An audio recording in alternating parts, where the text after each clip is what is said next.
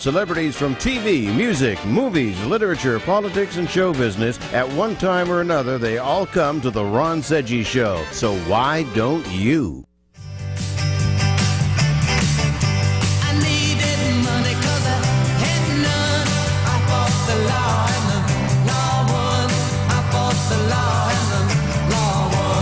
You can try fighting the law all you want, but the law is always going to win. From politicians and celebrities to sports figures and business leaders, they're fighting the law. Now, here to sort out the nation's top legal news stories is America's favorite legal analyst, Royal Oakes. This is the Royal Oakes Show. It's working.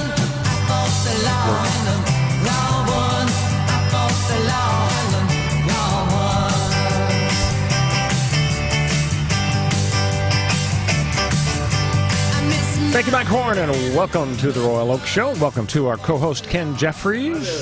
If you heard me say it earlier. Absolutely. It's working. We're working it, man. We're not twerking it. We're working it. Well, twerking. Welcome to our millennial correspondent, Connor Oakes. Connor, you gave me a look like, boomers can't use the word twerk. No, I'm gonna get a shirt that says "Twerk Royal Twerk." Oh, I like that. I like that very much. And my goodness, what an honor. Cyrus, I guess. What an honor for Mike Garey, for us to have Mike Garey here engineering the program. Yes. Good to see you again, himself. Mike. It's very happy to be here. Thank you. Mike it's been a while. At the beginning. The very first Royal Oak the show. OG. So this was before Ken and Connor joined the panel, and so Mike was the engineer. And if you can imagine the depth of the tedium of me for an hour, and so Mike actually was knitting a noose by the end of the hour.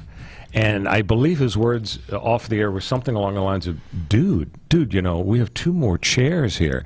You really should consider, and well, of course, the rest is history. Ken and Connor are here, and absolutely have improved the quality. So, my gosh, what a wonderful week to be doing a show, because there's so much to talk about. The reaction to Attorney General William Barr being found in contempt, and I'm going to quote from the reaction by the Republicans. This is pure politics. The majority party running roughshod. Executive privilege absolutely applies. Oh, wait a minute.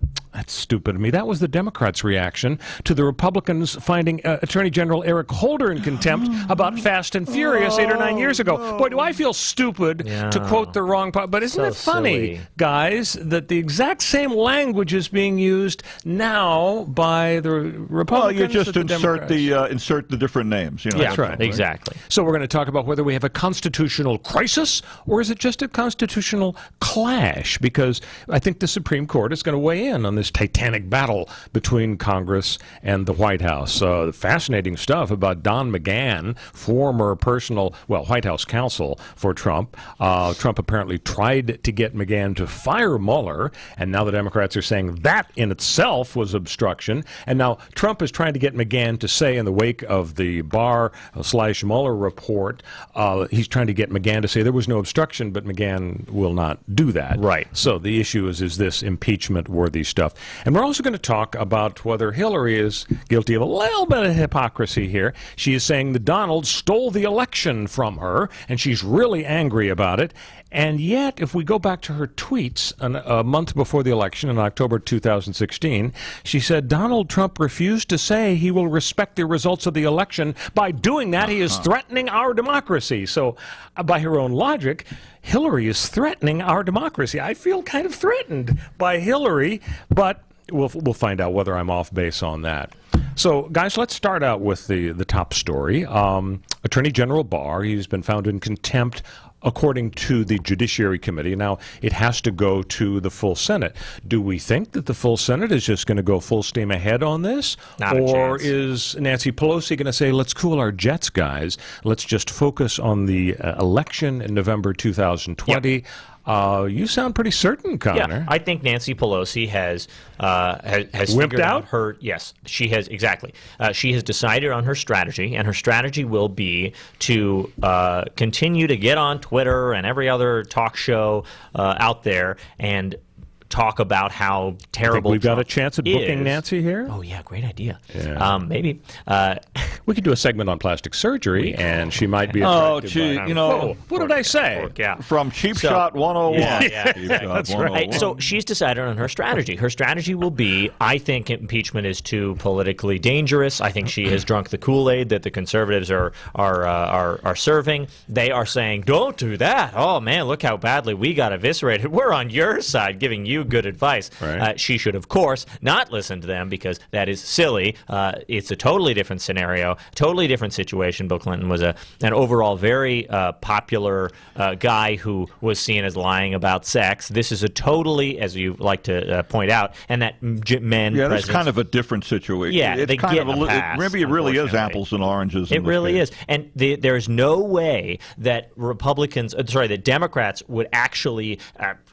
Switch parties or have a backlash where they don't go to the polls because they're embarrassed or try to punish the Democrats for pushing forward with impeachment. Whether or not they're successful, this is just pearl clutching by the Republicans saying, oh my gosh, it's so impeachment is such a drastic step. You put Donald Trump in the White House. That's the most drastic step in the history of American politics. Don't you dare try and I love this expression, pearl clutching. It's so for good. many years, nobody ever used that expression. I think it's from like the 40s or 50s. And now, people wore pearls, for some reason, it's popular. Pearl clutching. Soon it will be unpopular. We'll decide pearls have rights and you can't clutch them. But we have a golden era right now. Now that's definitely going overboard on political correctness. So I think we get big picture-wise two giant issues when it comes to William Barr. One issue is whether or not Barr is on solid ground in withholding grand jury testimony. Because that's really what the Democrats are arguing about. Yes, there are a few other things that they could get if they saw, lifted the curtain and saw the redacted stuff, but mainly it's a big chunk of grand jury testimony. The second big picture issue is whether executive privilege applies. So let's talk about grand jury first. I mean, it seems to me like it's very unlikely that the courts are going to give the Democrats any relief as Gerald Nadler pushes, files a lawsuit to get contempt and enforce a subpoena. It seems like the courts are going to say, you know what, Barr had a whole lot of discretion under the special counsel regs. This was a confidential report, meaning Barr could have put it in the toilet if he wanted to, but he chose to be transparent and maybe to enhance his and Trump's political status as honest, transparent people. He chose to hand it out by and large, but he withheld the grand jury stuff. Well, the law says you do not reveal grand jury testimony about folks you don't indict. And so it seems like the Democrats are barking up the wrong tree, and they're sort of acknowledging that they don't have a right to the grand jury testimony, because if you read the fine print of what they asked Barr to do, they didn't actually ask for him to reveal it. They asked him to join them in going to the court to obtain an order by stipulation of everybody revealing grand jury testimony. So do we really think that the Democrats are going to be able to actually prevail down the road on this issue? Probably not. I mean, will it go all the way to the Supreme Court? I wouldn't be surprised if the Supreme Court takes it up because, it's really fascinating. The Constitution provides this structure with all sorts of explicit powers. The Supreme Court is there, but it has to be approved, the nomination by the Senate. The Supreme Court could be impeached by the Senate and the House. The same deal with the President. But there are some non-explicit powers that are not in the Constitution that the courts have approved over years. Right. Namely, for example, executive privilege has been blessed by the courts, and also congressional oversight of the executive branch has been blessed by the courts. But this question specifically of whether a Congress saying we want a subpoena enforced that will go after information, grand jury information, and ignore the president's executive privilege claim, that has not been resolved by the court ever. So I wouldn't be surprised in answering your question, Ken, if the court does take it up. I want to say, could the court rely on the Nixon, going back to Nixon with the tapes? Yes. Did that set a precedent when the court forced Richard Nixon to hand over the tapes? Exactly right. It did. Did it? Can the court go back to that and use it as justification? But now there's a 5-4 conservative majority, so things may be different. So what will happen, and Connor, you can tell me if you disagree, but I think what will happen is that if it percolates up to the Supreme Court as to whether or not the presidential claim of executive privilege should be upheld, the Supreme Court will start with Nixon, because that's like Brown versus Board of Education in this area, and then they will build on that or describe how this situation is different. Right. But frankly, I don't see how Trump is going to prevail, because all this grand jury stuff, it doesn't really relate to executive privilege. Well, wait a minute. So you said that the Democrats would likely lose this. They'll win on the issue of executive privilege, but in terms of grand jury, there's a statutory basis for the courts saying, "Sorry, Democrats, you don't get to see what's." So what's the bottom line about unredaction of the report? Democrats don't see it because it's secret under the grand jury law. That's what's so strange about this. What's so strange about Trump even attempting the executive privilege argument is he's got a very good case that this grand jury without indictments info never gets shown, never comes out. Right. So why would he take the political risk of trying to also cover it with executive privilege? That, to me, that means he's willing to suffer those political consequences. He really doesn't want that stuff to come out, which means it's probably pretty bad for him. On the other hand, you could easily also argue Trump doesn't actually suffer political consequences the way any other politician in American history has, because his base is so blind to the facts of these situations, they're not paying any attention. It doesn't matter. He could do and say anything. He could shoot somebody on Fifth Avenue, and he wouldn't lose a voter. So he doesn't actually worry about, well, how does it look if I pardon Sheriff Joe Arpaio, or how does it look if I pardon my son? How will it look if I pardon Paul Manafort or myself? How will it look if I invoke executive privilege? It doesn't. Nothing looks bad for Trump because nobody's looking. Well, all they're looking at are the campaign emails where they send him more money. Here's another intriguing angle on executive privilege. A lot of people are saying that Trump is using it simply as a delaying tactic, because by claiming executive privilege, he's essentially saying, all right, I'm not saying that nothing should be revealed, but I really want to take time to look at all the thousands of pages of underlying material used by Mueller and all the unredacted report. I want to decide whether or not I really do have an executive privilege claim. So at least tentatively, I'm seeking it now. So he would have to read it, and of course he famously doesn't read. He has people to read for him. But the thing is, the delaying tactic angle is this. Don McGhan, the former White House counsel, and Mueller himself are going to be asked to testify. They may say, I'm sorry, I'd like to help you, Mr. Senator, but I can't talk about this because the executive privilege claim is hanging over my head like a cloud. Right. And it's sort of like attorney-client privilege. Yeah. If the client says to the lawyer, don't you dare reveal what I told you, and the court has to decide, well, is it really attorney-client privilege or not, or is it subject to the fraud exception to the attorney-client privilege? If the lawyer and the client were cooking up a crime, then there is no privilege. But this delaying tactic by Trump may mean that all the questioning of some of these sensitive witnesses will be after the November 2020 election. It could take that long. And that, I mean, I think it's unlikely that it would be after the 2020 elections, but it doesn't really necessarily matter, because every single day that things are delayed, every day that we have that passes from the release of the Mueller report, which has now happened, every single day the argument that, look, the Democrats didn't find anything, we should all move on, that gets stronger. And that's their only argument, is you didn't find anything, let's keep going, time has passed. If you had something, you'd have impeached me already. And that's the problem with delaying and putting this off. Say we get to the 2020 elections, and along the way, we have accumulated, we really should be impeaching Trump because he's a horrible, horrible president, maybe the worst in American history. Andrew Jackson gives him a run for his money, but that's not the point. And we get to that we get to that point. He wins re-election because he's Trump and he has a rabid base full of crazy people. And a lot of people sat out the election. Yeah, and the Democrats on the other side, forgot to set their alarms and slept through the whole day. So, he's somehow the president again. And then we get the straw that breaks the camel's back that really should amount to impeachment, but November or January 2021 is too late. The argument has become very, very strong that you've waited too long, and if you really had something, you would have talked about it and brought it up already and would have started impeachment proceedings back in 2019. So delay is powerful for Trump and his team. It's really powerful. It's their best argument is time has passed. Here's another question as to whether something is powerful for Trump. We'll get into it after our first break. Is Trump crazy like a fox here? Is he baiting the Democrats into pursuing and keeping the push on when he says, case closed, it's all over? Does he say to himself, and is he right, that all the American public cared about was collusion with Russia, and I won? And to the extent the Democrats keep fighting, it helps me. We'll get an answer to that question after the break, so stick with us on on the Royal Oak Show. With the Royal Oak Show. Is getting a full night's rest a struggle because your sheets won't stay in place? Do your sheets make you hot at night, causing you to toss and turn?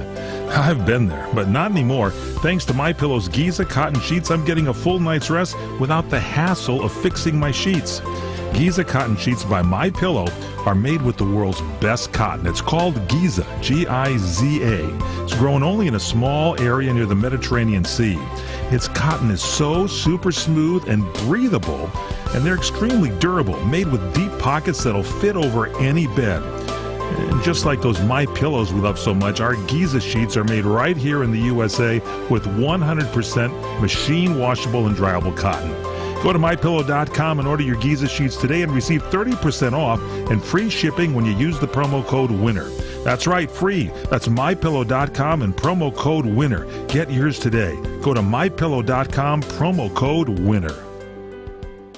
This is the entertainment answer. Was it a stretch for Nick Jonas to voice a villain in the new animated Ugly Dolls film? I always say if I haven't had my coffee in the morning, I can be a bit of a villain. So it wasn't hard. I just went into the voice recording sessions without coffee, and I was right in there. It was perfect. But with Lou, it's a little more complex than that. Deep down, he really just wants to be loved and accepted for who he is, and he's got a lot of things about him that he needs to change to evolve and become a better person and see that journey unfold. Ugly Dolls, rated PG. For this entertainment answer, I'm Matt Mungle. You're experiencing pain, back pain, shoulder, elbow, or hand pain from a sports injury. If so, schedule a visit with Dr. Michael Sheps, the leading expert in laser therapy for pain management. Call 310-873-4422 or go to drsheps.com.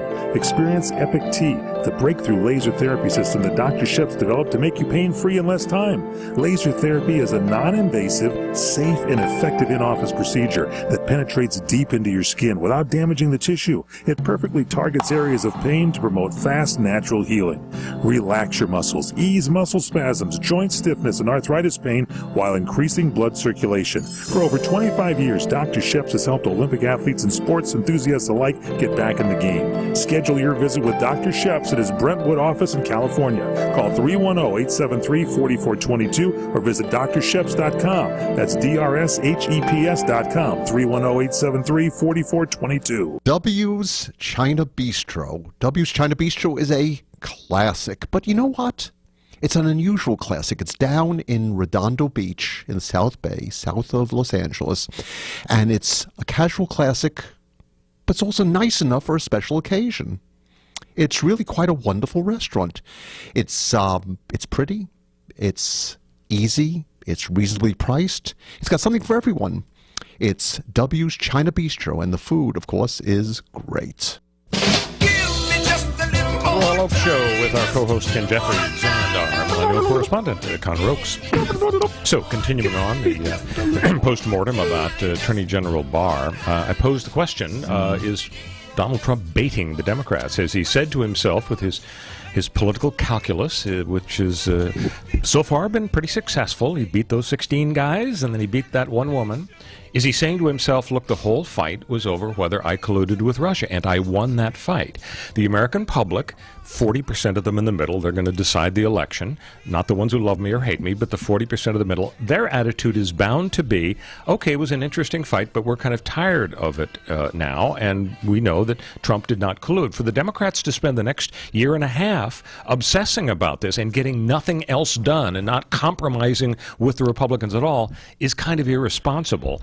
Do you think that's why he's saying, almost I dare you, bring it on, it's case closed? When he says case closed, he knows that's going to cause Democrats to say, he really no. He really means case open, make my day, Yeah, kind of in a way. Well, you feeling lucky, punk? Clint Eastwood, right? I don't think that Trump thinks that deeply about this sort of thing. And I really think that he feels personally attacked. You've seen over the last 2 years the way that he has responded to people, to the Mueller investigation, talk of collusion. It has been extremely visceral and personal, and it has been an attack on him. And so he really does, I think, want it to be over, and he does want people to, think that he won. And I don't think that there's that there's a lot of political calculus going into him thinking about, the Democrats will overextend themselves and look silly. I tend to think maybe the opposite. I think he wants this to continue all the way through 2020. Really? So you really do? He's going to win, and he's my dad. He's the counterpuncher. He needs something to fight against, something to punch back. Yeah, I mean, you're right. It doesn't look good. To the extent he's already won partially, right, with the collusion, because even Mueller, there was no coin toss. I just don't know. He said, no, the evidence isn't there. Well, no, he didn't say that. He said the evidence was just not there to exonerate. All right, here we go. You know what? Now you're on obstruction. No, he didn't say that about collusion. I'm talking about collusion. I see. So to the extent it was a two-part inquiry. Right, sure, yeah. This is why it's important, I think, for Mueller to testify. Absolutely. And he's supposed to testify, I want to say May 15th, right? So it's coming right up. He was going to testify on May 15th. I believe Judiciary Committee Chairman Gerald Nadler said that's off, maybe the week beyond that. They're still negotiating. Mueller's got a prepaid vacation to Barbados. And But the Democrats really want him, but I think he's not definitely on. This whole thing is so silly. Get him to testify already. What's taking so long? What do they have to negotiate? He would love to testify because I think he'd like to answer the people who second-guessed him, who said... Yeah, look at his letter where he sent to Barr saying, you're mischaracterizing everything about this report. I don't understand what they have to... I really don't. I mean, what do they have to negotiate? Well, for example, how much of the redacted material could be talked about? Mm-hmm. I think that's a big issue. You say, Mr. Mueller, in the line here that we can't read, blank, blank, blank, blank, blank, blank. Can you explain that for us? Yeah, so they've got to talk about that. Yeah. There's another angle. The Democrats have several options. One option is to file a lawsuit and go to court and get a judge to force Barr to testify. That's probably what they're going to do. Another option is for the Democrats to try to seek prosecution of Barr for contempt if the full House votes for it. The problem with that is the only guy who can prosecute him is the Department of Justice, and so he'd be prosecuting himself. And then there's impeachment. They can impeach Trump or Barr. But the fourth option is kind of provocative. It's called inherent contempt. And it's when the Congress says we have found a guy in contempt and we have the sheriff in the District of Columbia literally arrest Barr and put him in the jail. In the slammer. Actually, you brought this up last week, right? They have a little place they can put him. And we're still waiting. Yeah. Do it. Would the Democrats have the cojones No, never. to arrest Barr and put him in the little jail in District of Columbia? No, not a chance. So there's no way. Barr would be in the Gray Bar Hotel, right? The Barr would be. We talked about this last week. What about? Can I throw in one more thing? Nancy Pelosi has been all of a sudden talking about this week that Donald Trump is really impeaching himself. Now, what do you think she means by that? By his provocative and by maybe opening his mouth comments? So much that he convicts himself in a way, is that possible? Do you think that's her way of saying we don't actually literally have to impeach him? Instead, we should just let him... that could possibly No, I think that this is an example of how she has carefully chosen what she thinks is a middle ground strategy. Guess what? Democrats always do this. They want to talk tough, but then they can't, follow through. This is her saying, well, I'll just talk the impeachment game on Twitter, and that'll work out for me, and that'll satisfy my base, and people will think I'm, really making strong statements and taking stands. But I'm not actually doing anything. And you know what? We sent you to Washington to start impeachment proceedings, Democrats, young, excited, Democrats. It doesn't mean that you will necessarily absolutely 100% win. You don't start a process that is inherently an investigation knowing you'll win. Even if you fail, that's what we sent you there to do. When we come back, we're going to talk about Donald Trump's taxes. We learned from the New York Times that he lost $1 billion in the 80s and 90s. Going to get into that when we return on The Royal Oak Show. We'll be back on CRN with The Royal Oak Show. Hey, Lorraine, do you realize that your mother, my mother-in-law, Chef Maria, has been serving Las Vegas since 1949? Yes, I do, Dennis. That's when she first met Howard Hughes, who fell in love with her cooking. And in 1955, she opened her first restaurant on Fremont Street. Yes, dear. And another great customer was Liberace. Wow.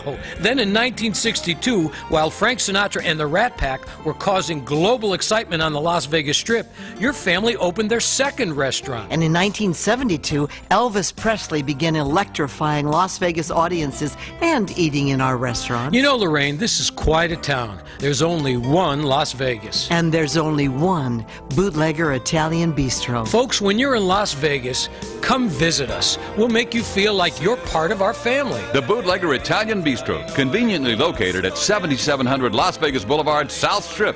Visit our website at www.bootleggerlasvegas.com.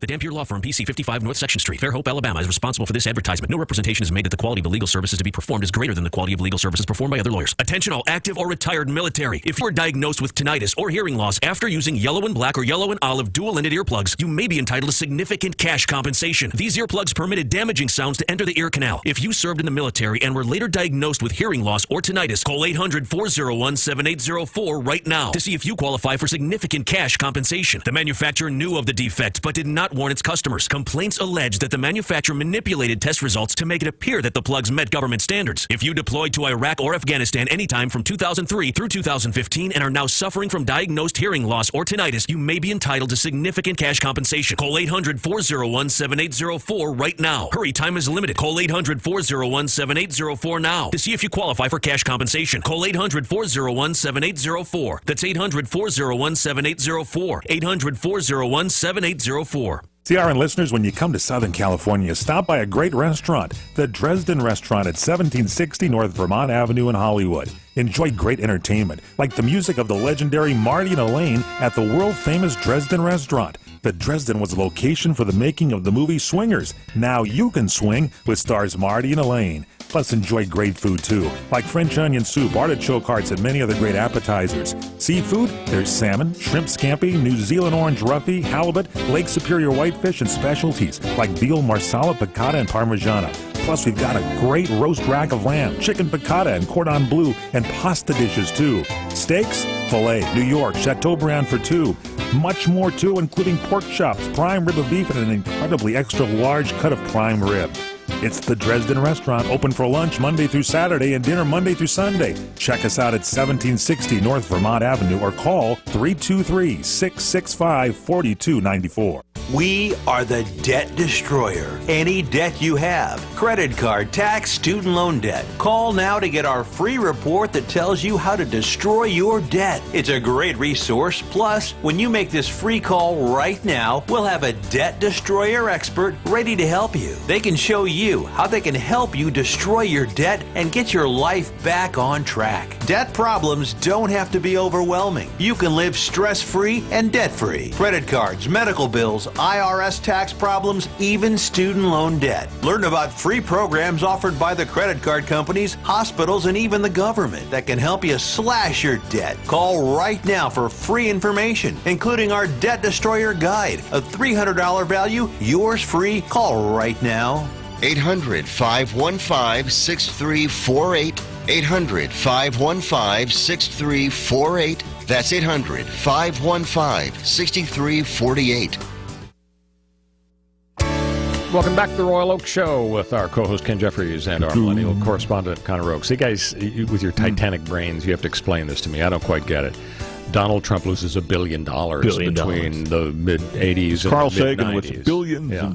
Was it $1 billion? So the New York Times has all these details. I don't know if they've got actual tax returns, but they've got enough factoids to add up. And of course, you know, stuff is gonna leak. I guess my attitude is, we know the guy went BK multiple times. Yeah. We know that these tycoons use all sorts of weird techniques to make their money and lose their money. So what's the big deal? So what's the big deal? Why do we really care about his tax returns? You're absolutely right. And should the Democrats be fighting to get his tax returns? They absolutely should, because Trump is unlike other politicians in that Trump did not say... You got that right. Yeah, he did not come in and say, you know, I am an experienced guy. I've tried some things. I've failed in many ways. I've bounced back from it. And you know what? I really learned a lot from that process. And he never says that. No, he never says that. Right. Instead, what Trump's tax returns reveal is that he is a lying, bravado-based con man who has been BSing us all for 30 years. But people know that. No. He has claimed on the way here, I am the greatest businessman of all time. Right. I will run this company run this country like it is a company, and I will,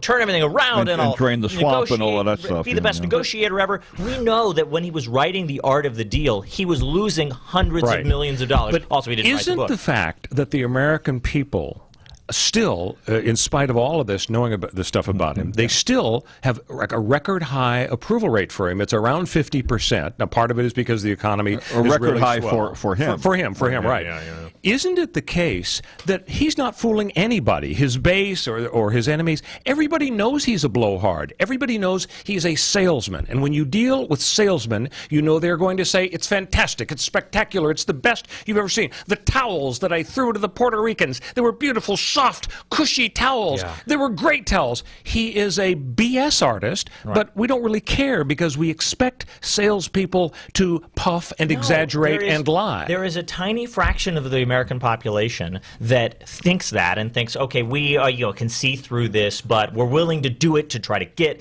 cutting taxes or gutting the EPA or gutting public schools and free lunches for little kids because we hate children or something, whatever they want, whatever this slice of the population is willing to put up with Trump to get. But the vast majority of the people who support Trump are still sitting there going, well, the guy's a billionaire, he must be doing something right. The guy has all these businesses and he was selling Trump steaks for a long time, and gosh darn it, I'm going to be a billionaire soon. Are you Bronx shaming? Yeah, are you exactly. making fun of New Yorkers there?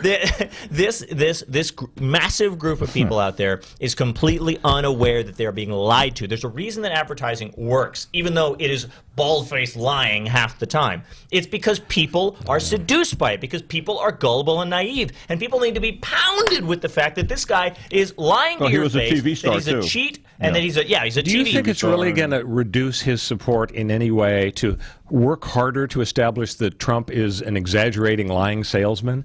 I think everybody already knows that. They don't really care. What would happen? Would his approval rating go up if he put out a book called The Art of the Lying Deal? I don't know. Exaggerating lying deal. And that's the thing. You look at let's go back in time in our minds and rewatch our memories of the Fox and Friends coverage. Use a shotgun Tom Kelly. The day after his tax returns came out. What did Fox and Friends say? They looked at this and they said, wow, isn't this impressive? How much money he had and then lost. And he had these businesses. The losses were impressive. He's done so much stuff. They found a way to turn he lost $1 billion into he's an impressive businessman. If the returns had come out the other way and said he made $1 billion, they would have said that's impressive too. There was literally no result to this that his base wasn't going to try to spin. And any work we do to undo that spin and get to the reality of he's never been a good businessman. He's never been smart. He's only ever been a confidence man and a BS artist. And he should get out of here as soon as possible for all those reasons. You do have to convince people of this. You can't let him control his own Let's go to the nuclear core of the case against Trump. Several hundred former prosecutors supported an article written, I think, in the Wall Street Journal this week.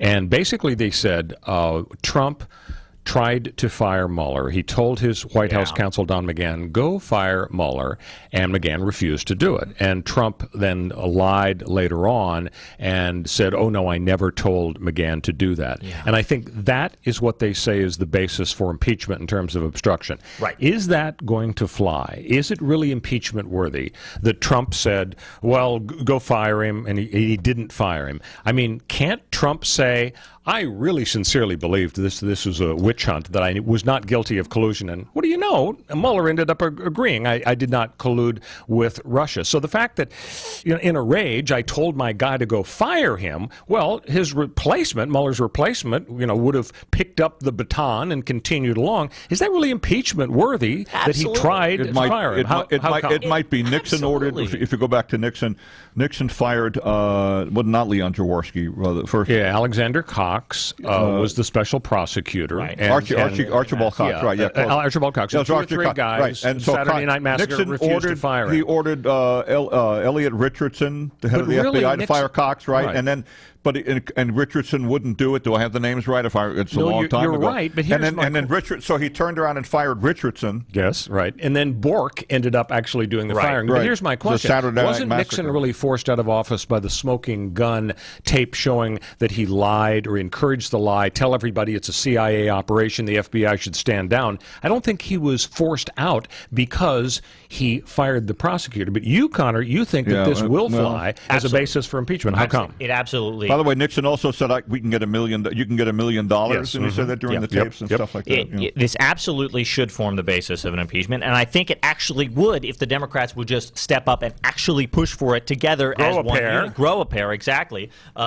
Because look, that is not. Even that one thing is not in a vacuum, right? We saw him do the same exact thing to Comey and then admit to Lester Holt. He admit to Lester Holt and then admit to the Russians. Because it was about Russia. I fired him because of Russia. I fired him because of Russia. And that combined with this is a track record. Why isn't that impeachable? If he admits to, goes on NBC Nightly News, Lester Holt, I fired Comey because of Russia. Yeah. Why isn't that impeachable? Because it goes back to what my dad said. My dad brought up, okay, this idea, what if he really honestly believed that it was a witch hunt and that it was nonsense and that they were out of line? Doesn't he have the right to fire people? Don't they serve at his convenience and pleasure? And shouldn't he, have the right to clean house if these people are getting out of line? And the answer to that is no, he shouldn't. These people are important, and he can't fire them because he thinks they're hurting his reelection campaigns and his popularity.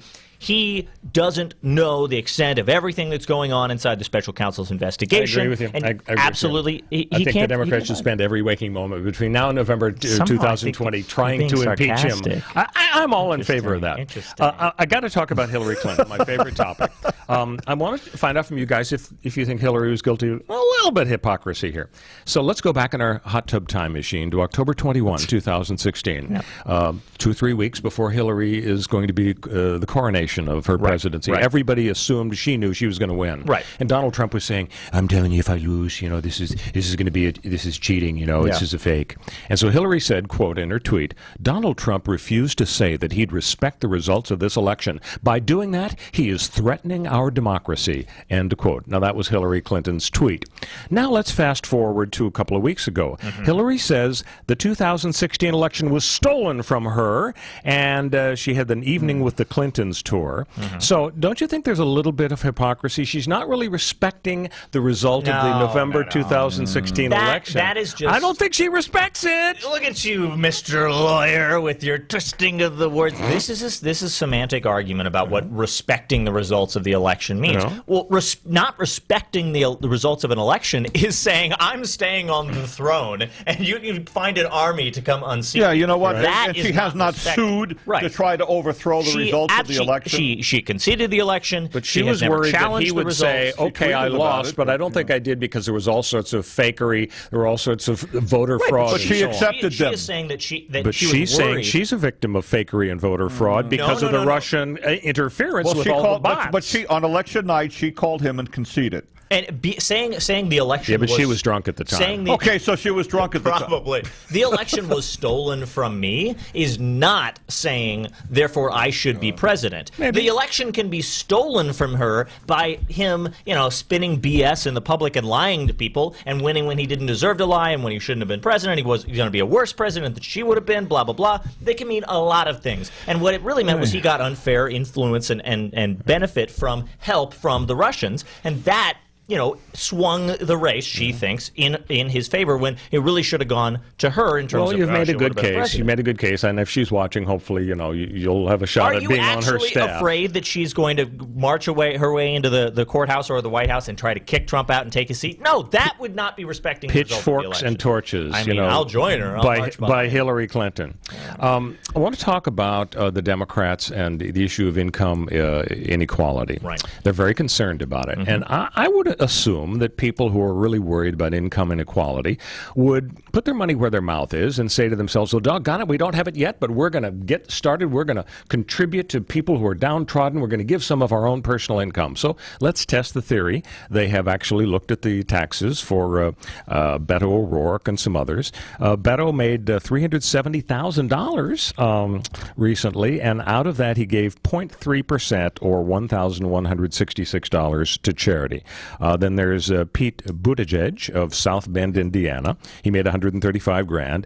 He gave $765 to charity. That's 0.5%. Now, Bernie Sanders was a little more generous. He made $567,000. That's pretty good for a socialist. Wait a second. I thought he's a millionaire now. Didn't he admit he was a millionaire? Yeah, well, maybe this was a low year, the 566. Anyway, he donated $19,000 or 3.3%.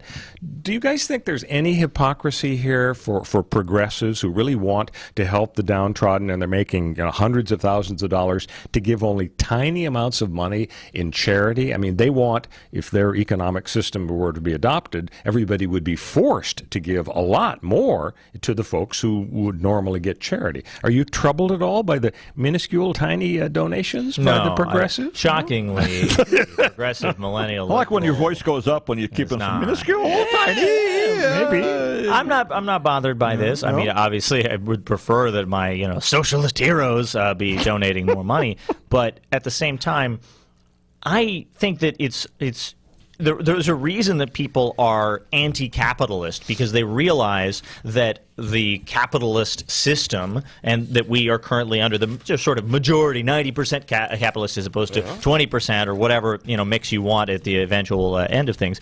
It incentivizes certain behavior. Yeah. So you can't really fault people for living within the structure, the system that they're living in, responding to the incentives they're provided. It's kind of like, it's in line with the democratic socialist idea, or just the progressive liberal idea, that unfortunately people will not do the right thing if you give them the wrong incentives. If you leave the free market out there unregulated, people will, bad results will happen. Money will get more and more and more and more unequally distributed. That is the reality of the situation. So it doesn't bother me that the reality of the situation that the progressive liberal predicts will happen is coming to fruition. Let me run some thoughts by you that are not mine, but they're John Stossel's. You know John Stossel? Yeah, he's got a big shovel. Yeah. He's a jerk. I haven't seen him in a while. He just wrote a piece in the Daily News recently, and he says people are concerned. Rich people got absurdly rich. The billionaires' income went up by $2.5 billion a day last year. I say, so what? The poor did not get poorer. They're much better off. Over the past 30 years, more than 1 billion people climbed out of extreme poverty. Thanks to capitalism, more than 1 billion people no longer struggle to survive on a few pennies a day. Bernie's right when he says the wealth gap between the rich and the poor grew. In America, over the last 40 years, the richest people got 200% richer, while poor Americans got just 32% richer. Again, so what? It's a myth that Americans are locked into their economic class. Most people born to the richest fifth of Americans fell out of that bracket within 21 years. Most born to the poorest fifth climbed to a higher quintile. Some make it all the way to the top. Income inequality is threatening to tear us apart, says Bill de Blasio of New York City. It might, if people come to believe that inequality itself is evil, but why is that true? Incomes are more equal in Afghanistan. Incomes are more equal when people are poor. Forget money for a moment and think about how impossible it would be to make everyone equal. I'll never sing as well as Adele or play basketball like LeBron. What kind of an argument is there's that? There's inequality in everything. There's inequality in free time, inequality in parents. You can't make me as good at basketball as LeBron. These weren't my thoughts. These were John Stossel's thoughts. John Stossel's thoughts don't make any sense. If he's changed your mind. Yeah, I'm very swayed. Okay. So comparing us to Afghanistan is a lot like comparing us to Mars. Everybody's equal on Mars, I guess. It doesn't matter. It's completely irrelevant. Look, the idea that, first of all, the idea that because you can't make John Stossel as good at basketball as LeBron is, that you just shouldn't try, that it's okay. By the way, this past year he might have been better than LeBron, as it turns out, but that's another story. You're saying we should tutor John Stossel in basketball? Yeah. Also, the idea that the poor are not worse off because the rich just got richer. The poor and middle classes have gotten demonstrably worse off for decades and decades, and it has not been improving.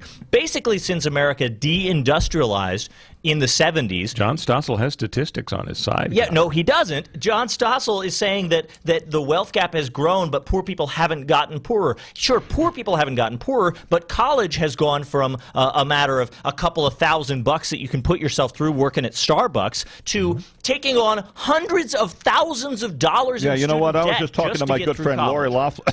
So the idea that wages have been flat. We're talking minimum wage, federal minimum wage that has not gone up in decades, that has nothing to do with the cost of living. You've got people were living on the same minimum wage that they were living on in 1970, when I don't remember what a gallon of gas cost back then because I didn't exist, but I'll tell you what, it's not what it costs now. Well, I do costs remember more, housing costs more, college costs more, everything, rent costs astronomically more, everything costs more. So the idea that, the poor are still on the same minimum wage and thus they're doing fine while billionaires get richer, that's crazy talk. We need John Stossel on this show. We need his mustache to talk some sense. Take it all back. Show up. Come to our show.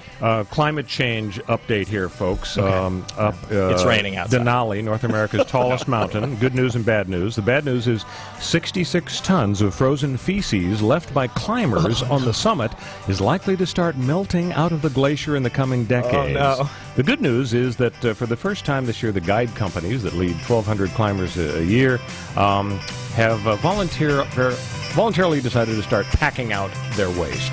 Stick with us, folks. We'll be back on CRN with the Royal Oak Show. Hi, everybody. Michael Horn from CRNTalk.com. You know, we provide you with the best in talk radio. 8 channels of talk radio, from radio on the left, radio on the right, sports talk, business talk, religious talk, Spanish talk, you name it, we've got talk radio for you. All at CRNTalk.com. Well, now we'll bring you video as well as audio. That's right. Watch your favorite shows like The Robert Conrad Show, The Fred Dreyer Program, What's Cooking Today, What's Cooking on Wine, The Lounge, and so many other shows in video right at our website, CRNTalk.com. You can also watch us on Roku. Just search CRN Talk, and you can watch us on Roku on any TV anywhere in the world. Also on Facebook Live. Go to Facebook.com/CRN Digital Talk. Facebook.com/CRN Digital Talk. Roku, search CRN Talk. Check us out on Tiki Live and at CRNTalk.com. Video for you talk fans, all from CRN Talk. W's China Bistro. W's China Bistro is a classic, but you know what? It's an unusual classic. It's down in Redondo Beach in the South Bay, south of Los Angeles, and it's a casual classic, but it's also nice enough for a special occasion. It's really quite a wonderful restaurant. It's pretty, it's easy, it's reasonably priced. It's got something for everyone. It's W's China Bistro, and the food, of course, is great. If Ernest Hemingway was alive today, would he say this to you? Shakespeare, Mark Twain, Edgar Allan Poe, all great writers. And after reading your book, I simply must add you to the list. Wait, you don't have a book yet. So make a free call to Page Publishing. Their expert staff can help you turn your book idea into a real book, a masterpiece that could someday make the bestseller list in hard copy and digitally all across the world. Page Publishing can help you completely take your idea for a book, write it, and publish it. So if you want to join the ranks of some of the most famous authors in the world, call now for a free information kit. Turn your book idea into publishing gold. Make a free call right now to Page Publishing. 800-378-3212. 800-378-3212. 800-378-3212. That's 800-378-3212. Come to regenerativemedicalassociates.com and visit our online store. You'll find products to help with orthopedics, podiatry, aesthetics, and so much more. Our facility is FDA inspected with approved treatment for the United States Veterans Association. Visit our website at www.regenerativemedicalassociates.com. That's regenerative, REGENERATIVE, medicalassociates.com. The Royal Oak Show with our co-host Ken Jeffries and our millennial correspondent Connor Oakes. And by the way, thank you all for watching. We have a whole bunch of people watching today. Appreciate that. Absolutely. So, open office concept. I know from working in an office for decades now, things have changed. Offices are smaller. You have open spaces, collaboration, huddle rooms, and so on. That's the big people are being put into cubicles, and sometimes they're not happy. But the presumption is it's better to have openness. Well, there's a survey here by the Royal Society Publishing Group. Not named after you, I guess. No, I don't think so. I'm not getting a cut anyway. They say these open office plans are not working as well as people people thought that actually face-to-face interactions decreased 70% as the office opened up. Rather than prompting an increasingly vibrant face-to-face collaboration, open architecture appeared to trigger a natural human response to socially withdraw from office mates and interact instead over email and instant messaging. That's now, very this interesting. seems counterintuitive to me. Now, you've worked in a few different office environments, Connor, and I think you tend to like the idea of collaboration and openness. Are you kind of surprised by this survey finding? Yeah, I definitely am. I would have expected that these office plans might be somewhat unpopular because, people have this attitude of you can take my office door from my cold, dead hands. But I would have thought that despite people disliking it, it would be effective because it facilitates communication. You're closer to people. You can talk and ask questions and brainstorm. You got shared spaces. You don't have this sort of desire to retreat. And then also in the privacy of an office, people often aren't as productive as they could be if they were sort of under the watchful eye of all their coworkers. So in a sense, you'd think it would be effective even if undesirable when people didn't like it. The idea that it actually wouldn't work, that people would shut down because they were surrounded by weird. it is, but I guess it kind of makes sense in a way. You might get overloaded with your yeah, but in an open office and in an open office area too, people you might feel. If you're working there, you may want to put on a set of headphones, concentrate on your own work. That's true. People bugging you too much and so on. It's interesting. I've worked in a law firm setting for a long time, and we have private offices for the lawyers. And then when I go into your environment that you've worked in for many years, a newsroom environment, it struck me on occasion that, oh my gosh, if I had to work like in an open newsroom where the phones are going and people are talking, I think I'd be sort of distracted. The newsrooms are open, but when, of course, you go on the air, you're in a booth. Which is soundproof and all of that. But a good chunk of the time, especially if you're an editor and you're not going on for an on-air shift for a long time. That is true. It is open air. Did it bother you? I mean, KFWB, no, it didn't. No, when I was at KFW, no, it didn't because the editors were able to yell at us quite often. Joy. But no, seriously, and that's how you find. Hey, so and so, the president was just shot, or whatever it was. Heads up, now you'll see it on your computer screen too now that it'll flash some terrible thing has happened, but they'll be able to, you have to be aware. And when I was on the air, when I was in the booth at KFWB, we had a co-anchor set up generally, so I had one headphone on and one headphone off. So I could hear the other anchor talking to me like during a commercial break. Yeah, remember the setup. Like You'd be sitting there and you could actually see each other. Crosstalk and all of that. So you need one headset, one earphone on and one off, say, in that kind of environment.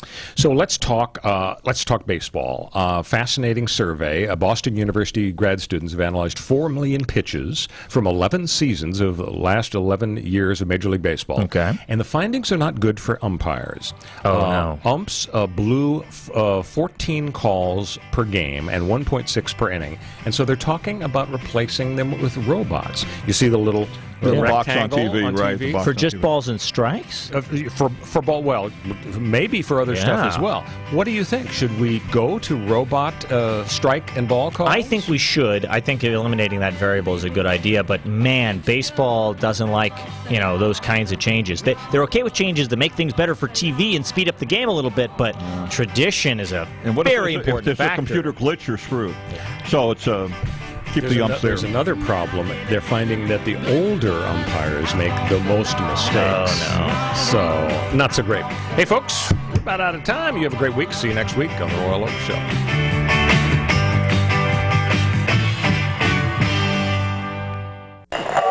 Which was most important because